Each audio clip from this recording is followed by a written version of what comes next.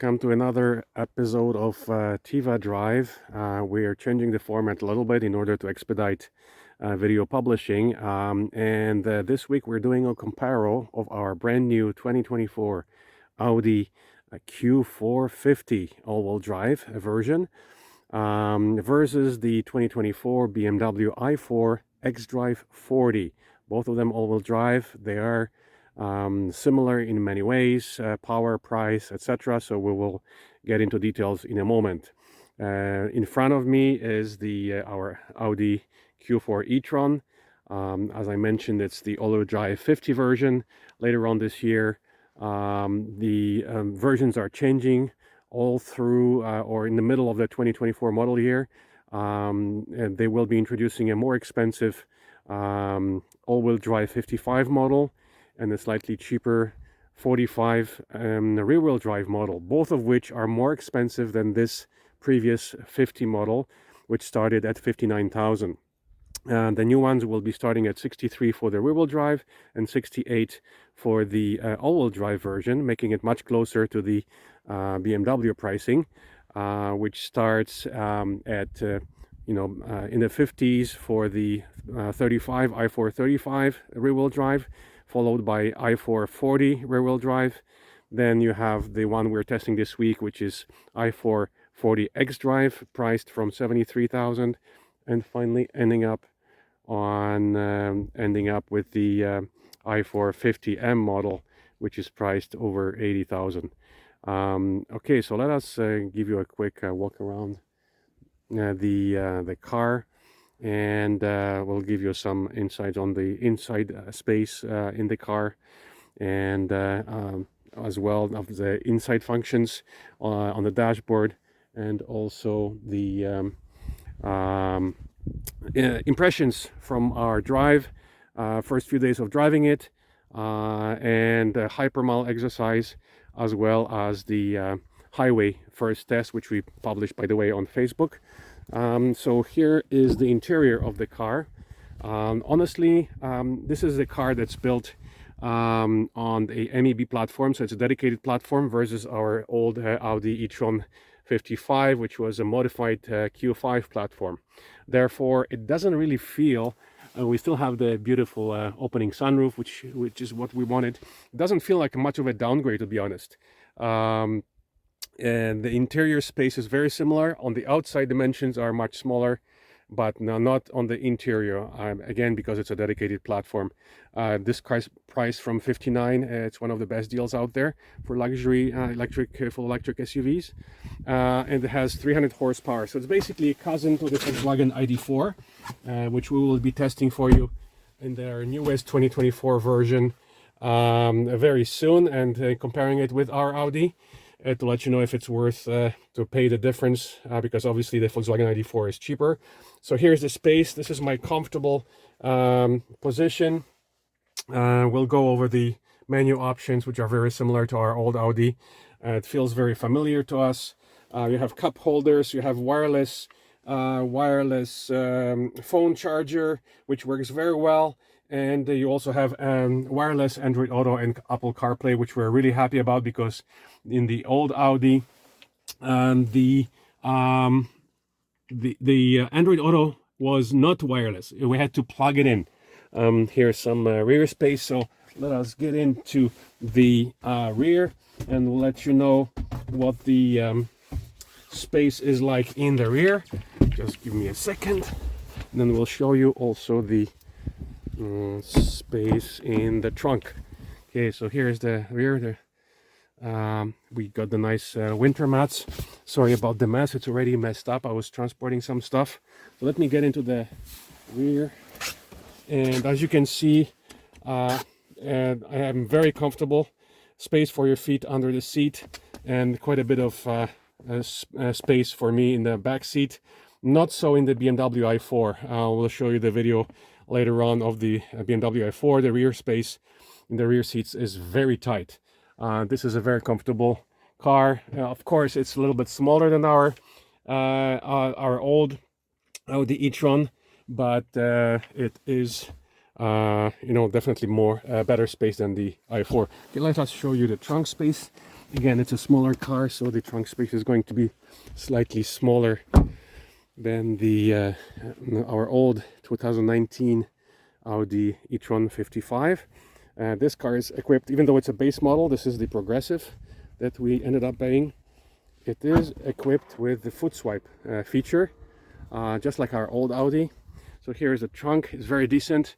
The seats are split 40-20-40, and quite a bit of storage space, including some space under the floor for cables and such. Okay, there you go. So that's quite nice. And there is an emergency tire kit, because there is no spare tire that we did have in the old e-tron, but we're fine with that. We never used, over the 4 years of ownership of the previous e-tron, we never actually used the spare tire. Let us show you. The charge port is located here in the rear, and here is your CCS charge port, which very soon will be replaced with NACS for North America. For now, we hope to get the adapter for the Tesla superchargers, and the Volkswagen, Audi, Porsche cars should be allowed to use the Tesla superchargers hopefully later this year. The Ford just got access, so they're starting with Ford, followed by GM, and the rest of us hopefully later this year. Okay, so that's about it for the outside look at our Audi Q4 Etron 50. Let's jump inside and show you some of the interior features, the dashboard and center screen options, as well as take you for a spin and give you the rundown of the results of our test on the highway, and also the hypermile exercise as usual.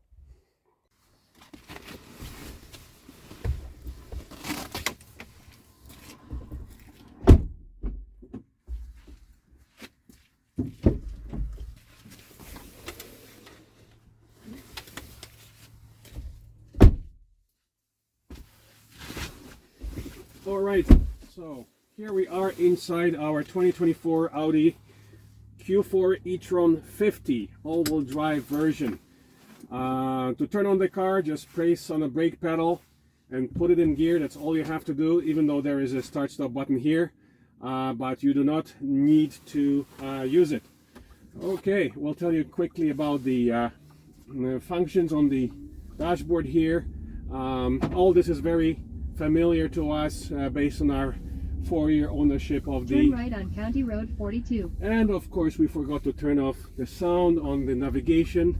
By the way, this car does not have its own navigation. Continue straight for 1 hour and 20 minutes to Kipling Avenue. Sorry about that. The car does not have its own navigation. This particular version, which is the progressive version, does not appear to have navigation. So basically we're using Android Auto, and you can also use Apple CarPlay. Both of them are wireless. There's also a wireless charger here, which is great. So we basically don't miss all the few functions that we had on the Audi 55 e-tron, the bigger one. We just traded in a few days ago, so we have driven less than 500 kilometers on it. We drove Highway 400 up towards our lake house, and today, right now, we're doing the hypermile back via Collingwood back to Toronto. So let's quickly tell you about, again, the specs. We're comparing it this week with the BMW i4 xDrive 40, which is more expensive and more powerful, but you can get cheaper versions of it as well. So again, to quickly tell you about first of all, the Audi that we're driving. This is the progressive version that starts at 59,000. Now the models have changed. When we leased this car for another 4 years and traded in our old one, the model, which is called 50, which is what we have here, with 300 horsepower, was starting at 59,000. Right now, you have the newer models, which are basically the rear-wheel drive 45, and you have the all-wheel drive 55, and both of them are more expensive than this 50, and even though they are both 2024 models, so I guess they will be calling the other ones 2024 and a half. Yes, the 300 horsepower on this 50 model becomes 335 horsepower on the new 55, but the price also goes up. Instead of 59,000 starting price, the price will now start at 68,000. So in order to qualify for the rebate which we got on this car, they had to make some changes. They introduced the rear-wheel drive version, which we never had before. Right now you can get the cheaper rear-wheel drive version, which is called the 45, and then basically your starting price is 63, still more than the 60 or 59,000 and some change that we paid for this one. It's a great deal. Why did we decide to downsize from e-tron 55 or Q, which is now called Q8 e-tron, down to the Q4 e-tron, which is kind of 2 sizes down, because there will be a new Q6 e-tron arriving soon, priced from about 80,000, and then of course the Q8 e-tron starts from 100,000. The times are uncertain, generally speaking, and also the EV prices have been, especially the resale prices, have been very unstable, and the prices on all cars, including gas cars and electric cars, have dropped substantially. So for example, our Audi e-tron 55, which is now called Q8, went from close to 100 grand MSRP after 4 years, below 40 grand on a trade-in value. Of course, we could have tried to sell it ourselves, but even then we wouldn't have gotten more than 40,000 for sure. So therefore we decided to go with something smaller and more economical, and Q4 is it. We love this car so far. It's missing a few functions. Again, this is a base model. Our big e-tron was also a base model. It was progressive. This is also progressive. So what functions are we missing in this car? We're missing the adaptive cruise and the traffic sign recognition with automatic speed adjustment. Here there's just a standard cruise control. If you go to technique, of course, you've got adaptive. We have the lane keep assist, which is the same type of lane keep assist that we had in the old car. The blind spot monitoring is here, and a few other things. And again, navigation. So we have to figure out, because the car has no navigation, we have to use either Waze or Google Maps to navigate. How do we precondition the battery before fast charging session if there is no in-car navigation? So there must be a function to do it. We'll have to discover it. We'll let you know. We'll post it on Facebook for you and on our Audi e-tron Canada page. Other than that, again, 300 horsepower is plenty. 6 seconds acceleration. It's only half a second slower than our big Audi, which had 400 horsepower. How does it compare with the BMW i4? We'll let you know all the specs of that car when we do the driving section of that car. But basically, you have 4 different versions of the i4 versus 2 versions for the Q4, and they start at with the BMW i4 xdrive 35, which is 288 horsepower, starting at around 53,000, which is cheaper than the Audi. Then you have the xdrive, and that has also a smaller battery. Then you have the xdrive 40 with 320 horsepower and a bigger battery, which is in the over 60, kind of similar to the pricing of this one. And then finally you have the xdrive 40, which we're testing right now, starting at 73, and you have a top model, the 50M, which is over 80,000, and that has over 500 horsepower and 3.5 second acceleration. So yeah, we'll tell you all the specs of the BMW when we take you for a drive in that one. For now, let's just tell you about our the test results. So yesterday on the highway 400, let's turn on the heat, because it's actually only plus 5 degrees. Yesterday on the highway 400 it was plus 10. It was a little bit warmer. Let's turn on the climate because the windows are fogging up. So Yesterday's result, we tried to pick a day this week because the temperature has been up and down. We went from plus 15 to minus 15, and we conducted the test on 2 days where the temperature was similar, around plus 10 degrees. And so yesterday on the Etron, our usual 150 kilometer trip from Toronto to Georgian Bay resulted in an average consumption of actually under 17.8 kilowatt hours per 100 kilometers, which this gives this car over 400 kilometer highway range, which is great. We're pleasantly surprised because that is actually less than the BMW, which used over 18.9 was the average consumption on the same route in similar temperatures on the BMW i4 xdrive 40. The only difference is, to the advantage of the Audi, is that here we have the car was delivered with all-season tires, where the press car, the BMW, is equipped with winter tires now. So you do lose some range, and you lose efficiency driving on the winter tires. So that's kind of a major difference. So yes, honestly, why did we pick the Audi over the BMW? It was the best deal. Okay, it's less expensive, the lease deals are better, and they're in stock. We called different dealers. No BMW i4s in stock. You have to order it and wait for months for it to be delivered. So BMW is doing well. Either that, or they have different ordering policy. Maybe they don't pre-order those cars, which some dealers started doing now that the EV market is more challenging. It's a special order car, so you have to order it and wait for it to arrive. So none of those in stock, and the Q4s were in stock. And so whenever you have a car in stock, you can negotiate better. Also, of course, because we're a previous Audi client, we got a 2% rate reduction for loyalty as a loyalty bonus. However, we do have still 2 BMWs at home, so we would get the similar loyalty rebate also on a BMW, but their rates are way higher. So our rate ended up being 2.9% after rebate.